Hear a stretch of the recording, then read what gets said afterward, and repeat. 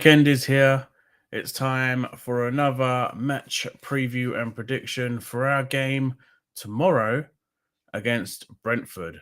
And then we go into yet another boring yawn fest of an international break. But as we right into that, let's go straight into the preview. You're watching Hawaii Max TV.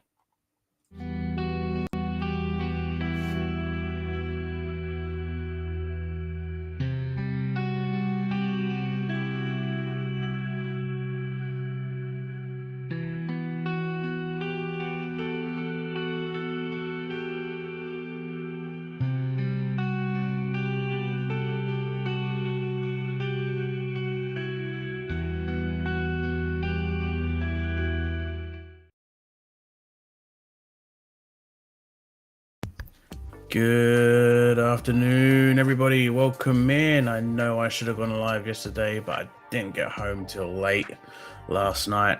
And then after having something to eat, I thought, you know what, it's way too late. So I'm going to do a quick one today. So the match is tomorrow. But we are here for the Brentford versus Newcastle United match preview and prediction show, as you can see right there. And always, please like, subscribe, and hit the notification bell too, so you never miss a video from me in the future. We are on 78 subs now, which is amazing. Let's try and get that push to the 100 mark. That would be absolutely brilliant. So if you could leave a subscribe and help the channel to grow and share it around with everybody, that'd be amazing. So with that out of the way, let us jump straight in to the preview. So, as you can see on the screen now, we are playing Brentford at the GTEC Community Stadium. It is a 2 p.m. kickoff tomorrow afternoon. The referee has been confirmed as Stuart Atwell, as you can see with where my mouse is. Stuart Atwell will take charge. And the match will be live on Sky Sports Plus app, Sky Sports Ultra HD, Sky Sports Main Event, Sky Go UK, Now UK, and Sky Go Extra. So that is where you're going to be able to watch the match. Quick preview on that is Johan Wissa will not feature for his new club, Newcastle United, when they visit his former employees at Brentford on Sunday. That is Keith Andrews being relieved as Brentford escape Wissa return, even though Wissa is now training, but he will be left out of the side. We are playing at the GTEC Community Stadium, Brentford, Middlesex, England. Sorry. The capacity crowd is only 17,250. Not quite a big stadium. Surface is grass, and the forecast is going to be in the 14-degree mark. Trolls, welcome in. Hope you're well. Right, so Brentford, they play a 4-2-3-1 to Newcastle's 4-3-3, or most times we do play the 5 at the back. Brentford's previous lineup in their previous game looked something like this, with Kelleher in goal, Aya, Vandenberg, Collins, Coyote, Henderson, Yarmolik, Sharda, Damsgaard, Altara, I think is how his name is pronounced, and Thiago. Newcastle lined up with Pope, Trippier, Chow, Botman, Byrne, Guimaraes, Tonali, Joelinton, Murphy, Voltemada, and Barnes. I really hope Hall starts, because if Burns starts at left back, I fear we lose again. I actually think I saw this morning a quick glimpse, whether it's true or not, that Hall is going to be on the bench because he's still getting a match fit. So I do agree with you though, Charles. I don't want to see Burn at all anywhere near that left back position. As much as I slate him a lot, he ended up scoring a pretty decent goal in the Champions League. But other than that, as I've always been saying, the Champions League and the Carabao Cup, we've been great. There's no doubt about it. You can't say we haven't. We have. But when it comes to league form, we are absolutely shocking. Even in our wins, we've not really performed well. So we're also playing away, and our away form is even worse. So I do fear a loss on the cards unless we can actually start picking up some results. Our entire left side is really weak. That being Burn, Joelinton, the only time he really gets involved and actually does something decent, he ends up getting a card for. So other than that, he's non-existent. Obviously, it's going to be Gordon on the left wing, and he's not been any good. He's not had any goal involvement in 20 plus games. So his form has really dropped. So I'll read out a post that Keith Downey put out not long ago about Gordon. He's going to be doubtful for the game.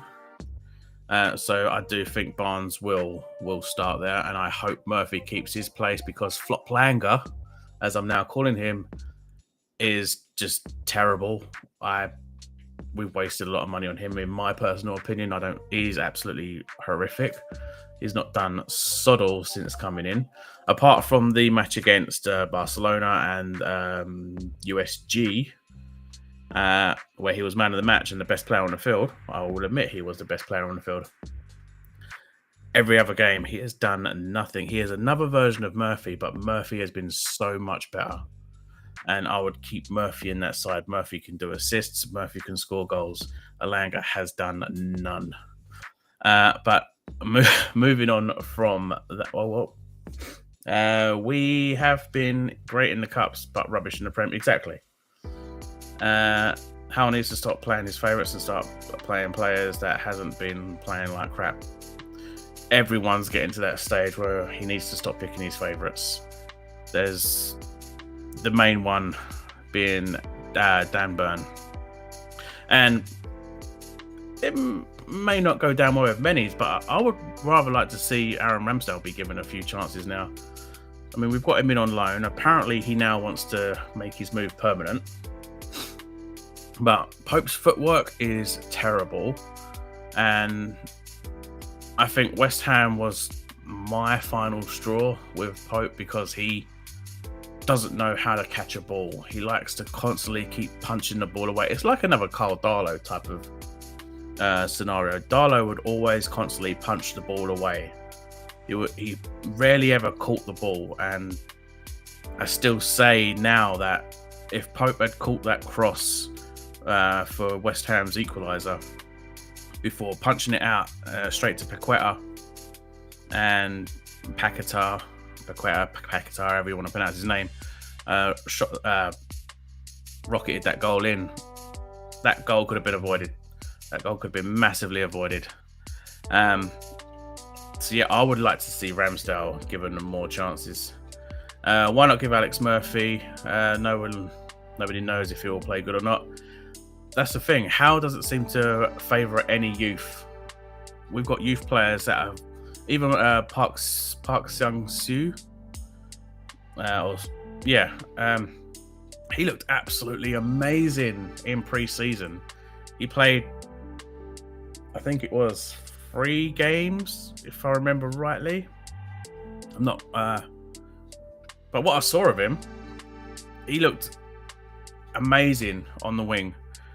I'd give him chances. I'd quite happily see him on the bench.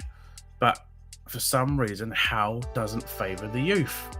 Miley's back. Miley had a great breakthrough. You barely see Miley. Okay, he's got tough competition with Bruno, Sandro and Joelinton. Well, you can question Joelinton now.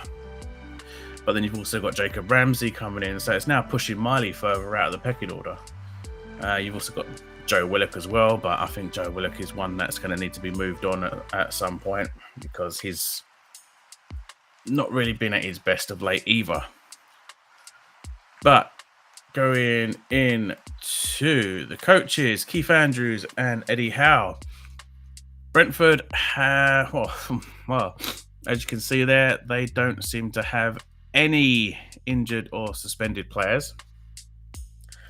So they have got a full squad to pick from. It may well look the exact same as this. For Newcastle, Anthony Gordon has a hip injury and is doubtful. Harrison Ashby, no point talking about because he won't even get a chance, and is another one that could go in at right back. But no, he doesn't get a chance. Tino Livramento has a knee injury early December. William Asula is, as I'll read out on Keith's post in a second, he's got an ankle injury. This is not going to be late November. This is apparently longer than late November. Johan Wissa is a knee injury, but he is back on the grass and he is training. But Howe is not going to take him to Brentford. He's going to. So we're going to be with only Voltemada as the only striker, with no striker sub. So if Voltemada gets injured, we're screwed because he's not going to take a youth striker with him. So who's he going to play up front? If he plays Gordon there, everybody knows Gordon can't play in the number 9 role. He is shocking in the number 9 role. At the minute, he's quite shocking as it is. But he cannot play as a striker. Gordon says he's comfortable as a striker, but he is not a striker. He cannot play as a striker. His best talents are out on the wing. So with no Will Asula, no Johan Wissa, he's training. He's ready. But Howe doesn't seem to be he's ready. He wants to bleed him in more. So we're going to be even longer without our £60 million signing that we could have got for free at the end of the window. So we've only got half a season with him unless he buggers off to the AFCON. Changes his mind and goes to the AFCON. Then we're going to be less than half a season with him for 60 mil, which I think it's going to piss off a load of people, and I will say it's going to piss off a lot of people. But I think Johan Wissa was a waste of money along with Alanga. Alanga's been shocking, and Johan Wissa we could have got for free at the end of the season. So many is going to disagree, many might agree. But yeah, that's the injury list for us, none for Brentford. So that makes it worrying even more. So quickly, I will read out Keith Downey's post. Anthony Gordon, a doubt for Sunday's trip to Brentford with a hip recurrence. Eddie Howe says Newcastle will give him every chance of playing, but he's having a scan to check on the severity. William Asula's facing weeks out with an ankle injury, so it's not going to be late November. It's going to, you maybe looking December time, maybe after Christmas, but not looking any longer. And no Johan Wissa at Brentford. He needs time to get back to fitness. So that's what Keith Downey's put out. So I'm guessing that's come from the press conference because I haven't actually listened to the presser just yet. Team form in all competitions. Brentford recently lost to Crystal Palace 2-0. They beat Grimsby Town 5-0. They beat Liverpool 3-2. They beat West Ham 2-0. And they lost to Manchester City 1-0. So Brentford are starting to play really well under Keith Andrews. For Newcastle, don't let these greens fool you because our league form has been absolutely terrible. We beat Athletic Club Bilbao, in the Champions League midweek, 2-0. Horrific defeat, embarrassing. Don't even want to talk about that result against West Ham. Lost to them 3-1. beat Tottenham 2-0 in the Carabao Cup. Defeated Fulham 2-1 and beat Benfica 3-0 in the Champions League. But don't let these... the win against Fulham in the league, don't let that fool you, because we wasn't at our best then either. So the Carabao Cup and the Champions League, we've been amazing. League-wise, we've been absolutely shocking. Our biggest problem is we don't have a technical player on the wings, which is what we need, in my opinion. We do. I think the main area we do need to go for, though, in January is a left-back, because we've only got Lewis Hall there. Because we stupidly, and I will say it, we did stupidly send our backup left-back to Middlesbrough in Matt Target. He's playing well, may I add. So we shot ourselves in the foot there by sending our only backup left-back out on loan, and now we're having to deal with having Dan Burn at left-back when he's not a natural left-back, he's a natural centre-back. And it saddens me to say I think we need an elite manager that have more than a plan A. You also have a plan B, C, and D. People are getting on Howe's back a little bit now, yeah. I must admit I am one of those. I think I said in the last preview that he's got kind of a Ange Postecoglou kind of syndrome going on. Before his end at Spurs, where he was awful in the league, but in the Cups, he actually did pretty well. Obviously, he won the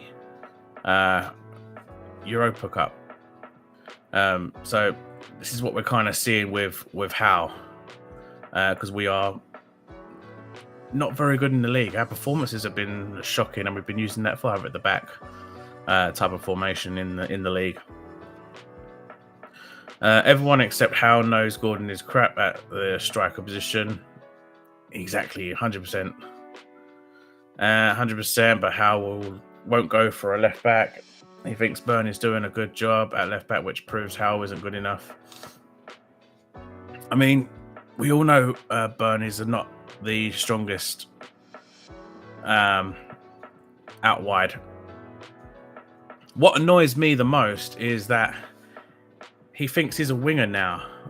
As I've seen in the past couple of games, 2-3 games, he gets forward, he gets to the left wing role and starts trying to whip in across, which is horrible to see. He then gets into a number 9 role. He's all over the place, which is leaving us fully exposed on that left-hand side where we're going to get attacked constantly. This is why I'm hating seeing Dan Burn in that left-back role.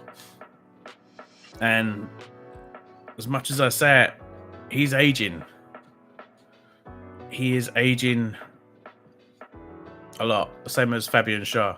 So, you know for a fact, as soon as Lewis Hall is nailing down his spot back and is keeping that spot, I want to see Dan Burn on the bench, because there is no dropping Malik Chow or Sven Botman as that centre-back partnership. That is a centre-back partnership going forward for the future and seasons to come now. So Dan Burn's going to have to either want to move club to be a first-team regular or have to make do with the bench position, because there's no drop. If either of those got dropped and Dan Burn gets put back in the side, then, you know, Howe's probably lost the plot there. Insights for the match. Brentford, they have scored 10 goals in their last 5 matches, so they're averaging around 2 goals a game. Have been awarded the most penalties this season with 3, and Jordan Henderson has created the most big chances for Brentford with 3. Newcastle United have also scored 10 goals in their last 5 matches. Newcastle United have won the previous 2 matches against Brentford, and Sandro Tonali has created the most chances for Newcastle United with 3.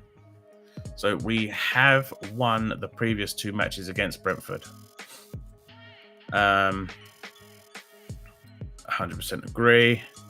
And Howe did say in the presser that Hall is 100% fit. So if he doesn't start, then Howe is proving he plays favourites. We all know he plays his favourites, Trolls. He always plays his favourites. This is what annoys most of us. If we go to the head-to-heads, we do have a 9 win over 2 against Brentford, with only 1 draw between us. The previous match was on the 2nd of April and we beat them 2-1. Previous to that, we beat them 3-1. So yeah, they were both home fixtures though. We beat them in our last 2 games. Previous to that, we did lose 4-2 to Brentford on the 7th of December 2024. We then beat Brentford 4-2 on May the 19th. Beat Brentford 1-0 on September 16th. We've been fairly dominant against Brentford, but again, the worrying thing is that we are away from home and our away form has been terrible because we haven't won away since April, was it? Against Leicester.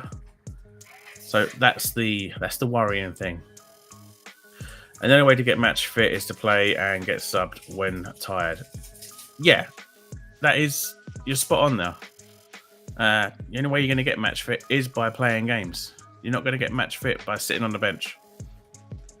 And I've always said, if you're fit enough to make the bench, you're fit enough to play. So you start your best 11 that you have. If they're fit to make the bench, then they're fit enough to play. If Hall's making the bench, then you're going to start Hall. Simple as. And then you just give him a half. If he's tired after that first half, then you bring him off. You don't just keep him on the bench and say, okay, you're fit, but you're going to stay there anyway. We'll do the who's voted so far. So in 15,702 people that have voted for who will win, 22% have gone for a Brentford win. 27% have gone for the draw, and 51% have gone for a Newcastle United away win. I like the positivity, but again, it is that away form that is worrying for me. So if we look at the table where we're both currently sitting at this time before all the other matches kick off, Brentford currently sit in 12th place. Newcastle United sit in 13th place. Brentford have won 4, drawn 1, lost 5. They've scored 14 goals, conceded 16, have a -2 goal difference and sit on 13 points. For Newcastle United, we have 3 wins, 3 draws and 4 defeats. We have scored 10, conceded 11 and have a -1 goal difference and have 12 points. Depending on other results, if we were to win, that would give us 15 points, could take us roughly into the top 10. The league as it stands, in the European places, you have Arsenal top of the table on 25 points. Nice little points gap from Manchester City in 2nd place on 19 points. Liverpool 3rd place on 18 points. Sunderland 4th place on 18 points. That is shocking to see, really, as a Newcastle fan, to see them up in 4th place. I hope in their form turns around and becomes horrific for the rest of the season. Bournemouth, surprisingly, having a great start to their season. 5th place on 18 points. They occupy the European spots. Then you have Tottenham, Chelsea, Man United, Crystal Palace, Brighton and Aston Villa. Brentford, Newcastle, Everton, Fulham, Leeds and Burnley up to 17th place. And in the relegation zone, you have West Ham on 7 points, Nottingham Forest on 6 points, and, well, I want to say Fulham, Wolves on 2 points. Wolves are having a horrible season, and it's not going to be made any easier with Chelsea being their next opponents. So I do kind of feel sorry for Wolves, but he's shocking. Only 2 points, 2 draws, not a single win just yet. And if Howell starts Hall, he would probably take Botman out and play Burn at left centre back, which would make me angry, to be honest, because Chow and Botman is amazing together. They have seemed to have formed a amazing partnership. They're both undroppable. I had my doubts on Chow because I thought his debut was poor, but after that, every time he's played, he's just getting better and better. He's making some great challenges. He's making some great passes. He's really working that defense well, and has been quite a decent signing for us. I mean, 30 mil deal of the window so far. But with Alanga and Wissa, it's like 110, 115 mil. That's just gone straight down the drain because one's not going to play, and we could have got him for free at the end of the season, and the other has just been dubbed by me now as Flop Langa. So that is the league table. We will take a look at the other games being played today and tomorrow. Coming up, that's about to kick off in about 2 minutes' time. You're going to have Tottenham Hotspur versus Manchester United. Then you have Everton versus Fulham, West Ham versus Burnley, Sunderland versus Arsenal, and Chelsea versus Wolves. Then tomorrow, we have Aston Villa versus Bournemouth, Brentford versus Newcastle, Crystal Palace versus Brighton, Nottingham Forest versus Leeds, and Manchester City versus Liverpool. And if we have a quick look at the stats before going into the score predictions, Erling Haaland tops the goal scoring chart with 13 goals. Danny Welbeck has 6, and Semenyo also has 6. I hope Spurs crush Man U. Anything can happen. I hope so. No one really likes Man U either, do they? Top of the assist chart, we have a top 3 all on 4. You have Jack Grealish, Mohamed Kudus, and Hartman of Burnley, all on 4 assists. Goals and assists. Haaland has 14, Semenyo has 9, and Mateta has 6. Highest rated player in the league so far is Erling Haaland with an 8.11. Bruno Fernandes has a 7.74, and Semenyo has a 7.67. If we go to the clean sheets, David Raya has the most clean sheets with 7. Nick Pope in second place has 5, and Vicario of Spurs has 4. Hopefully he can make it 5 if they can get something against Man United now. Disciplines. William Asula has fouls committed per 90. He has 5.5. He is top of the chart there.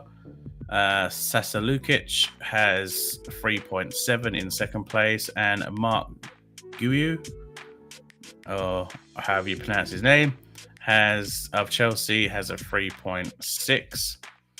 Highest yellow cards goes to Dewsbury Hall with 5, James Garner with 4, and Kevin Schade with 4.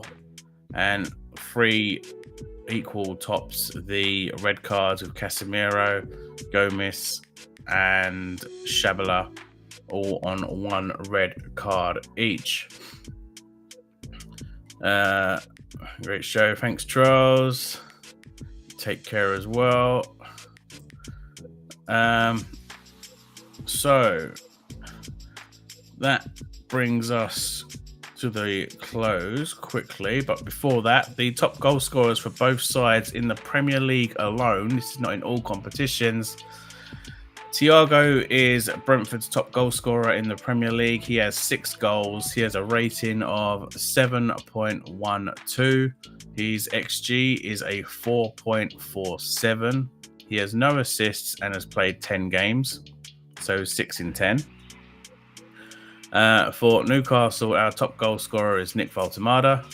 He has a 7.04 rating. He has scored 4 goals. He has an XG of 3.04, no assists, and has played 7 games. So he has 4 in 7. The worrying thing for me is that Valtemada is going to be the only striker that we have, with Willisula and being out injured, and Vissa not even going to be considered or brought along. So again, Stuart Atwell has been confirmed as the referee for the game at the G-Tech Community Stadium. 2 p.m. kickoff, live on Sky Sports main event, and as you can see along the green banner, that's everywhere you can catch the game live. So score prediction, I am gonna go for, let's see, away form is terrible, and I've got to be really, really honest. I'm not confident. Our entire left side is shocking. Dan Burn at left back, I don't want to see. Joe Linton, I honestly think he may need dropping until he starts to recapture some of that form. So I'd probably put Jacob Ramsey in there instead. Left back, I want to see Lewis Hall in there. And left wing, if Gordon is fit enough to play, I'd still bench him and I'd play Harvey Barnes there. I mean, both are not at the best, but I don't want to see Elanga playing because he's shocking as well. So only Murphy's the only one that actually wants to do anything on the wings. But I'll drop Gordon as well because he's had no goal involvement in 20 plus games, no goals, no assists. So he's shocking as well. Our entire left side is terrible. That worries me a lot. Personally, I want to see Ramsdale given some chances, but we know that Howe won't play him. He'll prefer Nick Pope instead. I've got to be honest. As a Newcastle fan, I want to say we'd win every single game, be invincible for every season, every game, be invincible in the Champions League, be invincible in the league, be invincible in the cups. You know, just win every single silverware possible. But no, I have to be truly honest. Our away form is shocking. I don't see us picking up a win. We'll struggle to get a draw.